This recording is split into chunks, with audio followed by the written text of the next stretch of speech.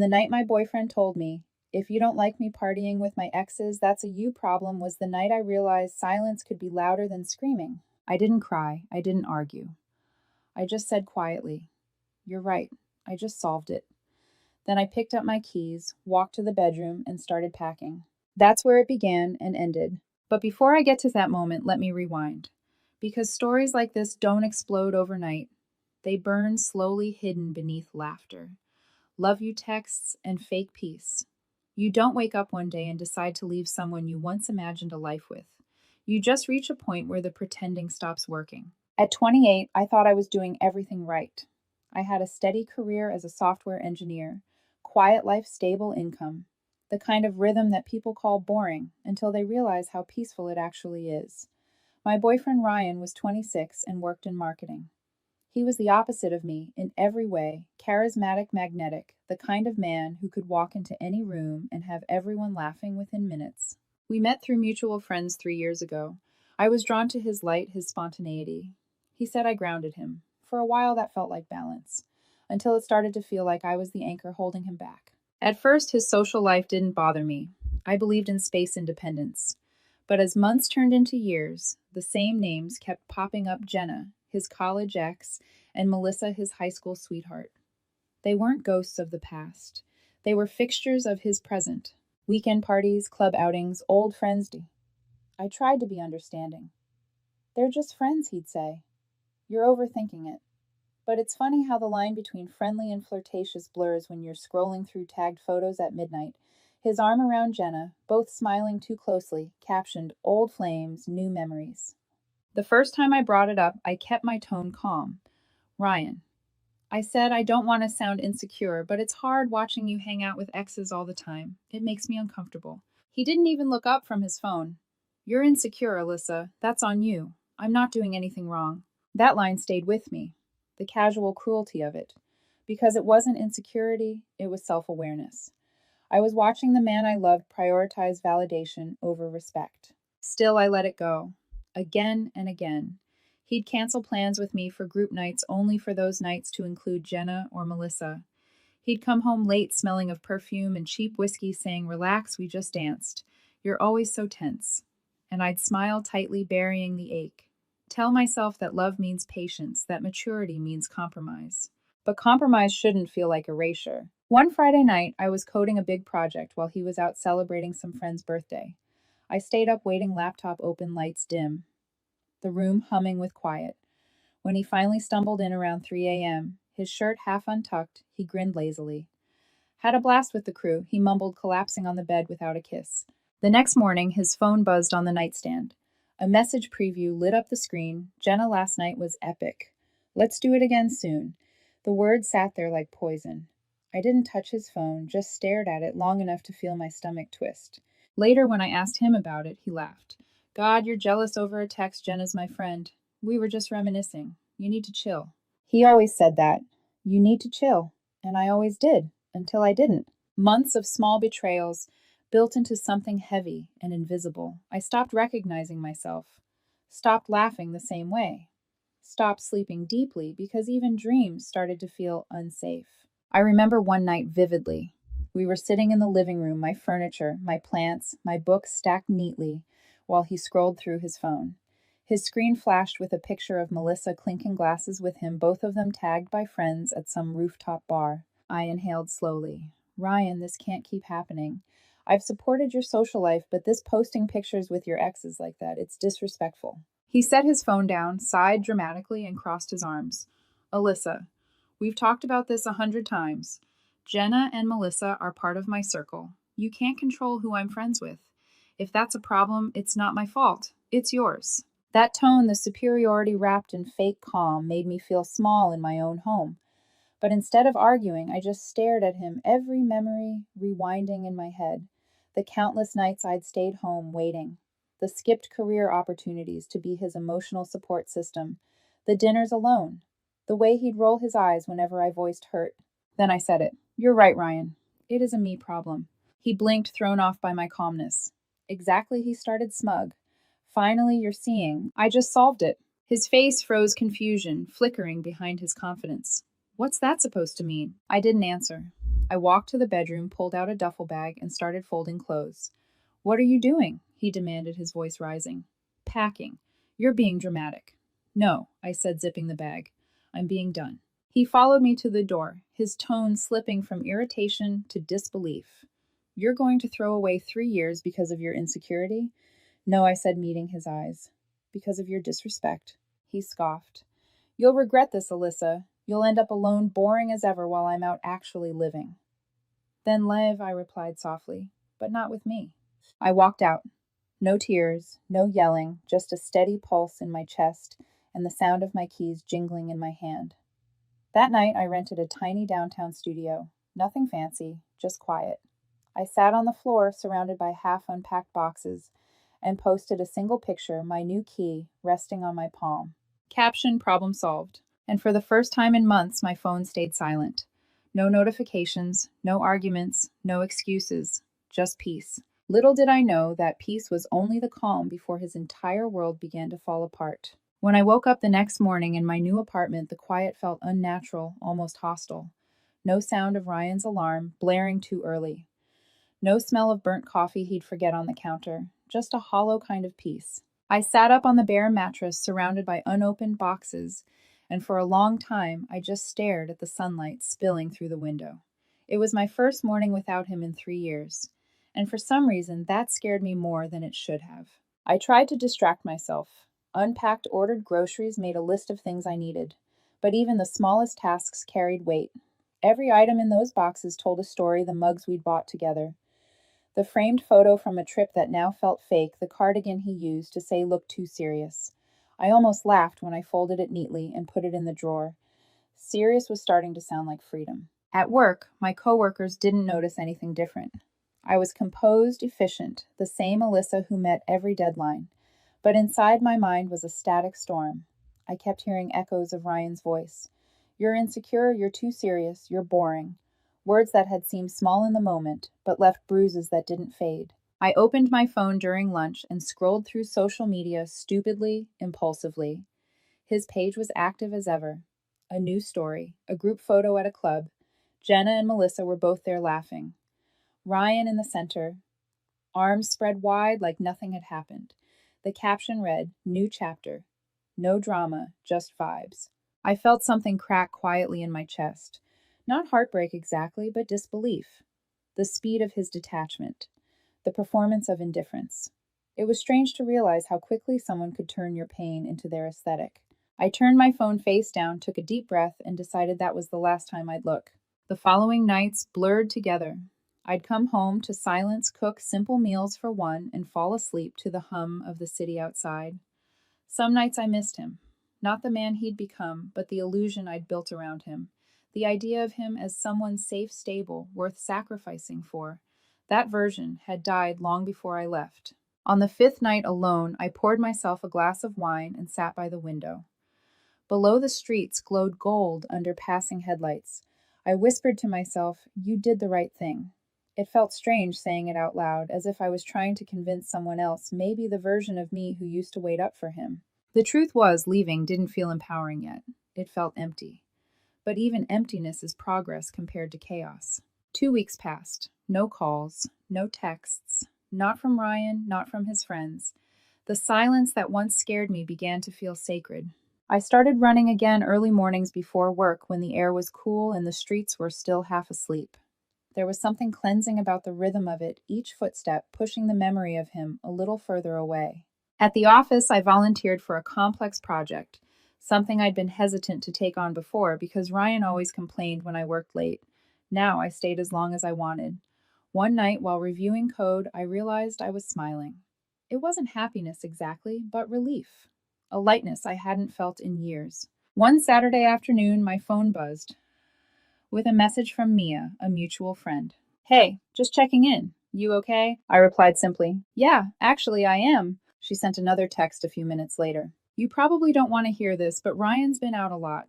Same crowd, same chaos. He's acting like nothing happened. I stared at the screen, then typed. He always was good at pretending. Then I muted the chat. Nights got easier after that. I started decorating the apartment's soft lights plants by the window. Small reminders that this space was mine. I learned how to fill my own silence podcasts while cooking background music while showering laughter at small things.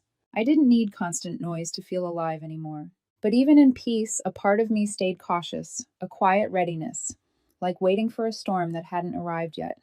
Because men like Ryan never stay gone for long. They return when their world starts crumbling right after the applause dies. One night while folding laundry, I caught myself remembering his words again. "You'll regret this, Alyssa. You'll end up alone, boring as ever." I smiled, the kind of smile that comes from knowing something he didn't. Solitude isn't loneliness. When you finally escape someone who confused chaos with love. By the third week, work felt different. I was performing better, sleeping deeper, even laughing with coworkers more. People started saying I looked lighter. They didn't know the half of it. Every morning before I left for work, I'd glance at the keychain hanging by my door, the one from my problem solve post. It became my small ritual, my reminder that peace doesn't always arrive with fanfare.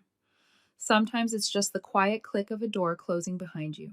Then, one late Friday evening, as I was winding down after work, Mia called again. Her tone was cautious. "Alyssa, you might want to hear this. Ryan's kind of falling apart. The job, the parties, Jenna, it's getting messy." I leaned back in my chair, a small part of me curious, the rest indifferent. Falling apart how? He showed up drunk at his office event, got into some kind of argument with a client. HR's involved. And Jenna, she's apparently done with him. It's a whole scene. For a moment, I didn't say anything. Then quietly, "Guess the vibes ran out." Mia exhaled, almost relieved I wasn't bitter. "You're really okay, aren't you?"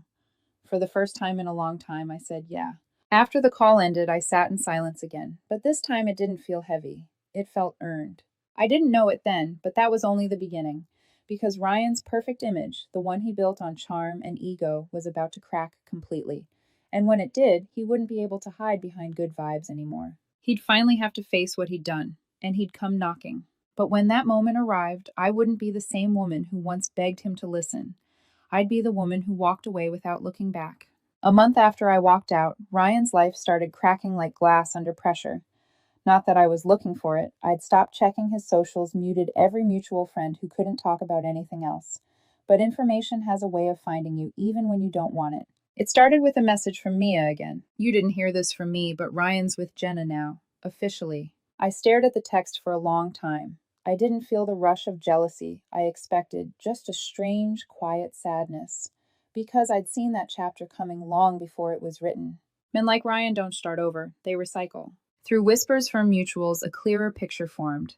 Ryan had started dating Jenna almost immediately after I left. They were inseparable late nights, bars, weekend trips. Their photos were everywhere, curated perfectly, her laughing, his hand on her waist, captions full of fake joy and half-truths. From the outside, it looked like the dream life he'd always claimed he wanted, wild, spontaneous, unbothered. But behind that performance, the cracks were already showing. One of our old friends, Tom, ran into them at a party downtown. He told me later, quietly, almost apologetic. It was awkward.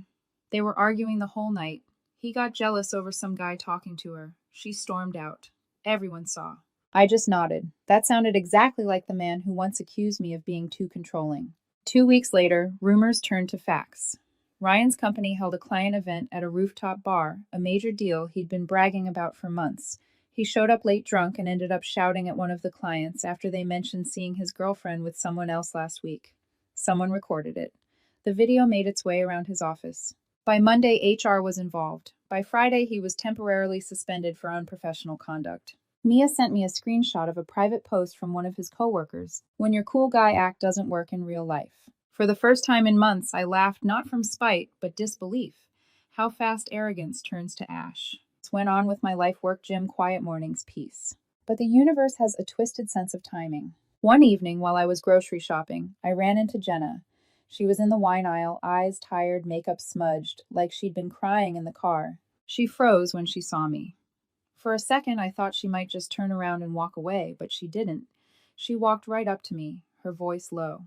"Alyssa Wright," I nodded. "Yeah," she sighed, rubbing her temple. "I know you probably hate me, but you were right about him." I raised an eyebrow.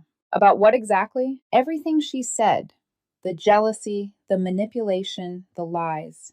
He gets angry if I don't answer fast enough. Accuses me of flirting when I talk to male coworkers. It's exhausting."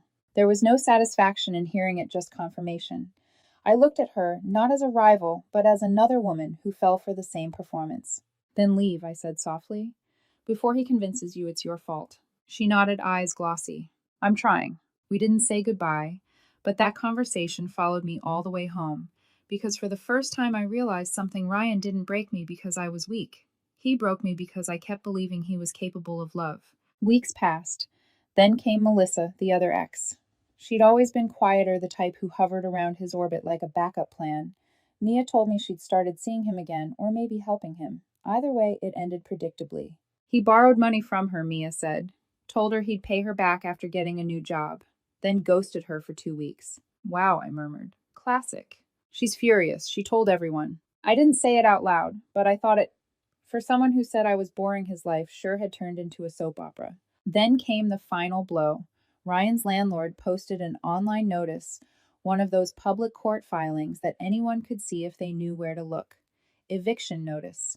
3 months of unpaid rent. He'd lost his job, burned through savings, and apparently Jenna had kicked him out of her apartment too.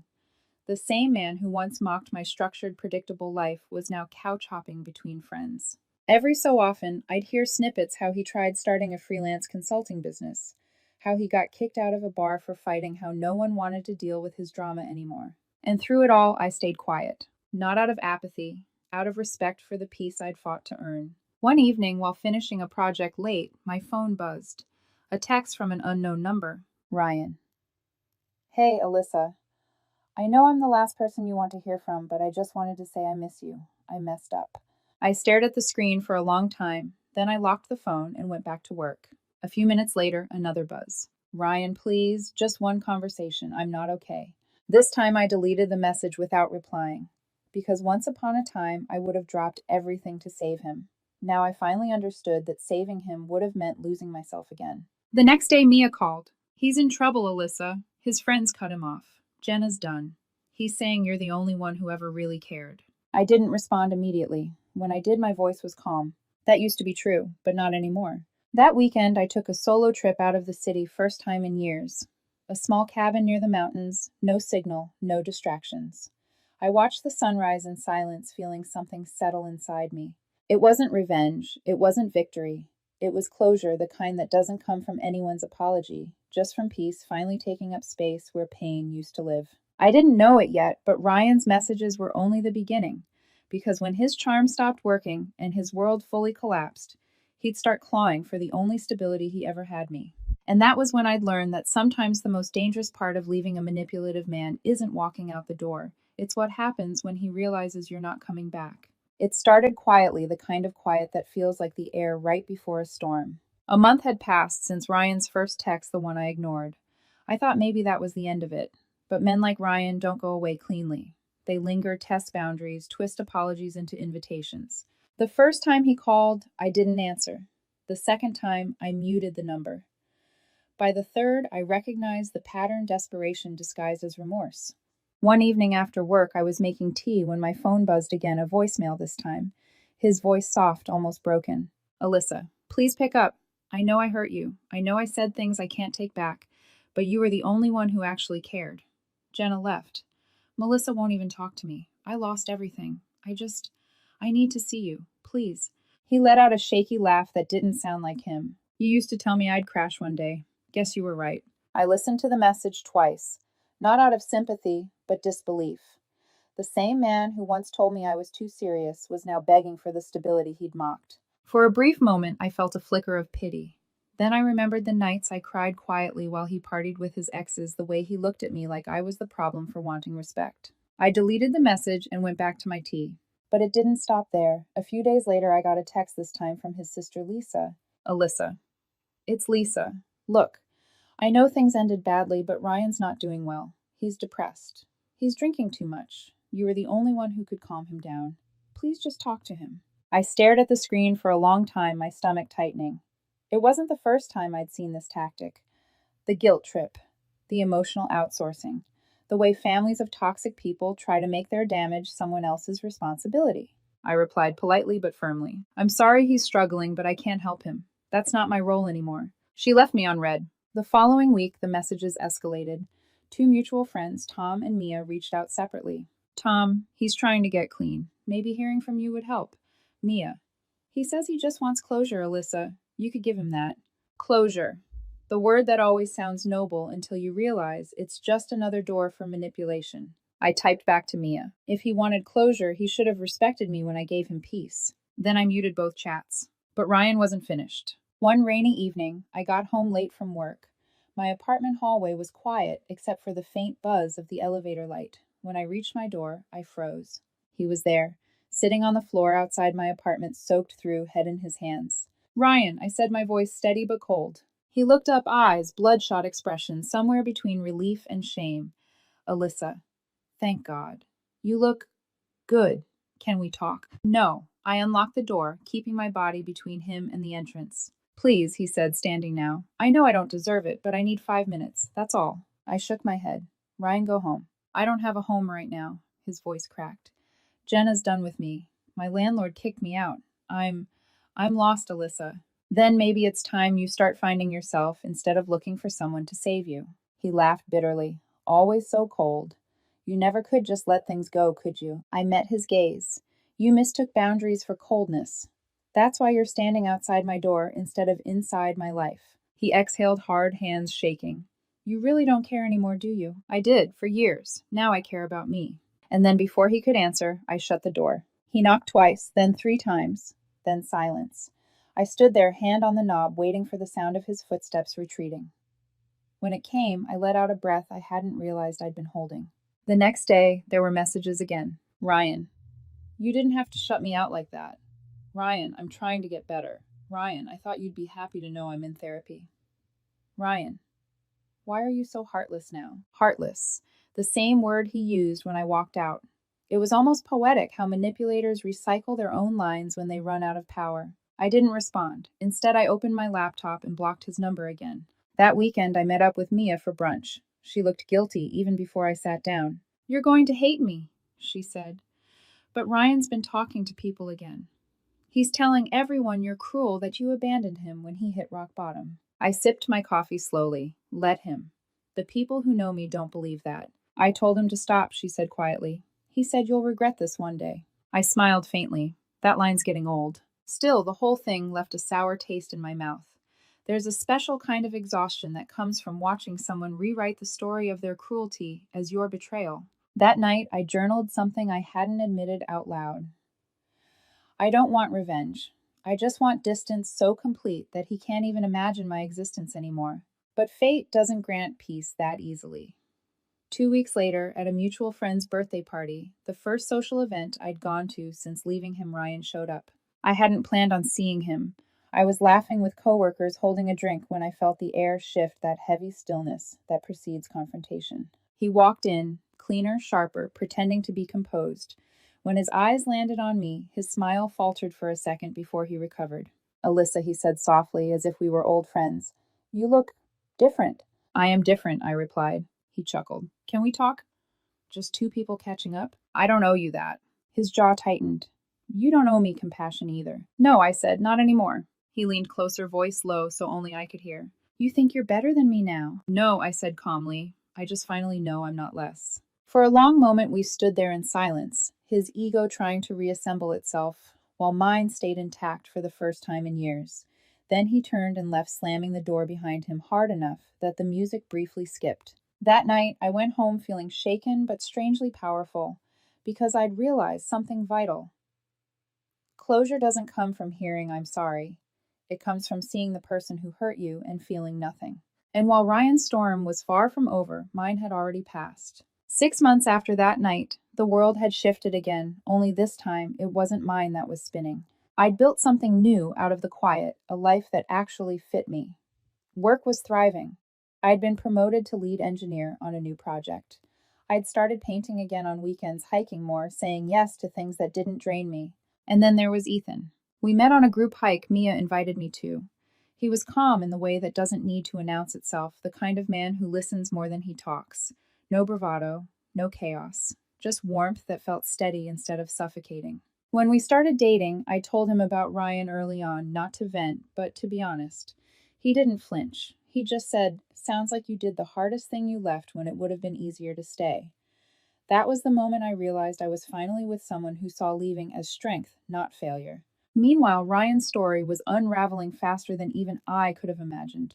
Mia tried to spare me the details at first, but they found me anyway. Little whispers, fragments from mutual friends. He'd been fired from another job after missing deadlines and arguing with his supervisor. He'd tried to start a podcast about self growth, but it flopped after 2 episodes. And then there were the rumors about his drinking, getting kicked out of a bar, showing up at his sister's place, shouting that no one cared. His "I'm in therapy" claim had been another facade. He'd gone twice, then stopped when the counselor called him out for avoiding responsibility. Every update used to sting a little, not because I missed him, but because I couldn't believe how blind I'd been to his self destruction. But slowly that sting turned into distance. His name became just another story I used to know. Then came the night the tables truly turned. Tom was throwing his annual birthday bash, big crowd rooftop venue, half the old circle invited. I almost didn't go. Crowds still made me nervous sometimes, and I knew Ryan might show up, but Ethan insisted gently, "You can't live like you're still avoiding ghosts." He was right. So I went. When we arrived, the night air was warm, filled with laughter, string lights glowing against the skyline. I wore a white dress, simple, elegant, unbothered. Ethan held my hand as we greeted people. I noticed a few surprised glances, maybe they hadn't expected to see me looking so alive. Halfway through the evening, I was laughing at something Mia said when the air changed. The crowd parted slightly near the entrance, and there he was. Ryan. He looked nothing like the man I used to know. Thinner eyes, sunken hair, unkempt under a forced confidence.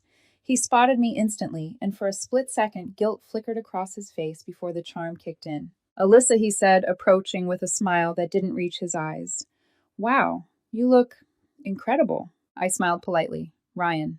His gaze shifted to Ethan standing beside me. "And you must be Ethan," he said calmly, shaking his hand. "Nice to meet you." Ryan nodded, masking irritation with fake civility. "Didn't think I'd see you here," he said to me. "You always hated parties." "I hated the ones that felt like survival," I replied softly. "This one's different." He tried to laugh. "Guess you upgraded, huh?" "I learned," I said. "That's all." For a moment, the air between us felt charged, like the ghost of every argument we'd ever had was hovering there, waiting for someone to reopen the wound. Instead, I turned to Ethan. "Want to grab a drink?" We walked away, leaving Ryan standing alone, holding a cup of nothing. Later that night, I was on the rooftop balcony when he found me again. He looked smaller under the fairy lights, his confidence finally stripped raw. "I messed up, Alyssa," he said quietly. "You were the only person who actually gave a damn about me. Everyone else bailed when things got bad. But you always stayed." I didn't answer immediately. I just looked at him, the man who once said I'd end up boring and alone. Now here he was, alone, begging for a conversation. "Ryan," I said, "do you remember the night you told me if I didn't like you partying with your exes, that was my problem?" He looked down. "Yeah, you were right," I said. "It was my problem, but not the way you thought. My problem was that I kept trying to love someone who didn't want to grow up." He swallowed hard. "I've changed." "Maybe, but the version of me who cared doesn't exist anymore." His voice cracked. "You're punishing me." "No," I said. "I'm protecting myself."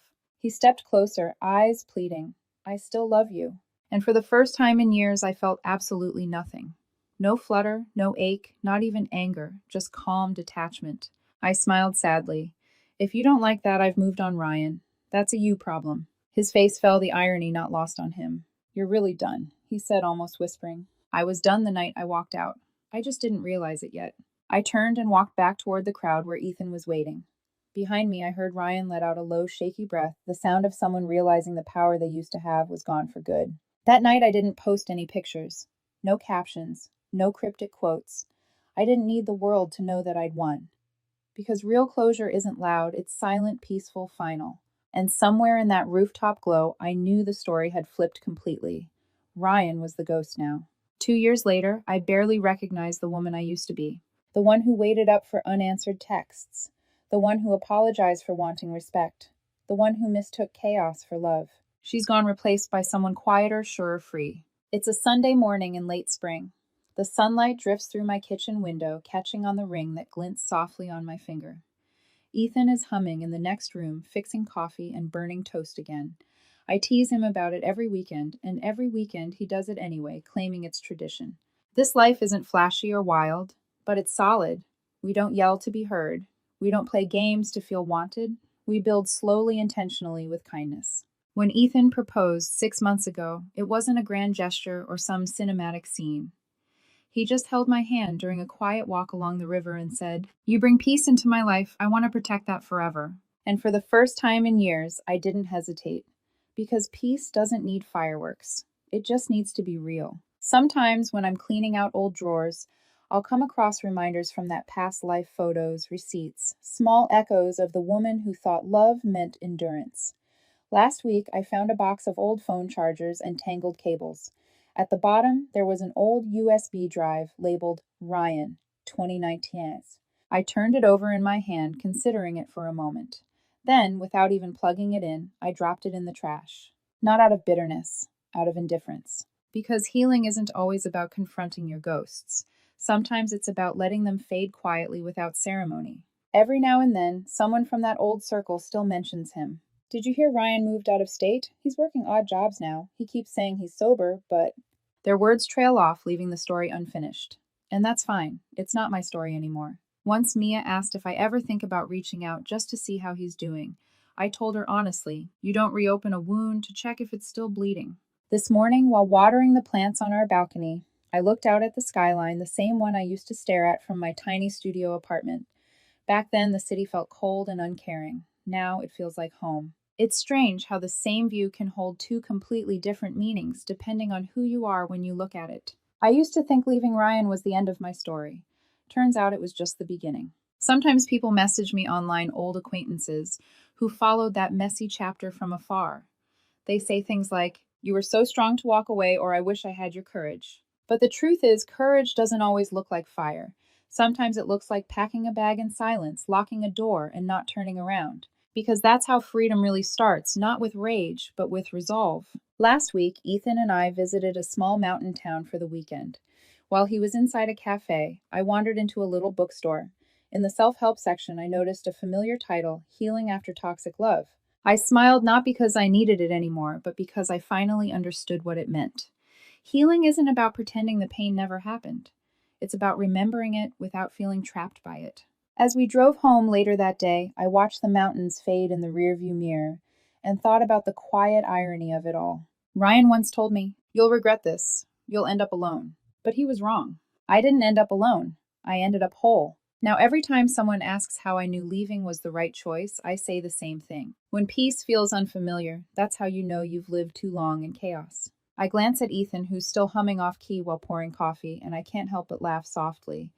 Because this simple, grounded happiness is the life I used to dream of while sitting in silence next to someone who made me feel invisible. And as the morning sun fills our kitchen, I whisper to myself, not for him, not for the past, but for me. I forgive you, Alyssa, for staying too long, for forgetting your worth, for confusing love with pain. You know better now. The fire burned everything that wasn't real. What remained was me, steady, scarred, but free. And that finally